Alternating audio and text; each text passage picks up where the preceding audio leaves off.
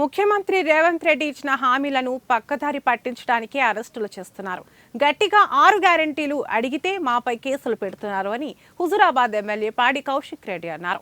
రేవంత్ రెడ్డి తుగ్లక్ పాలన నడుపుతున్నారు. KTR Tesla company Hyderabad తీసుకురావడానికి ఇన్వెస్ట్ చేయించడానికి ఫార్ములా ఈ తీసుకువచ్చాడు. 55 కోట్లు అఫీషియల్ గా పంపినామని కేటీఆర్ చెప్పాడు. కాబట్టి కరప్షనే లేనప్పుడు కేసు ఎలా పెడతారని ఆయన ప్రశ్నించారు. నియోజకవర్గ ప్రజల్లారా మరియు యావత్ తెలంగాణలో ఉన్న ప్రజల్లారా మీ పక్షాన నిలబడతా ఉంటే ఇన్ని కేసులు పెట్టి ఇబ్బందులు పెడతా ఉన్నారు.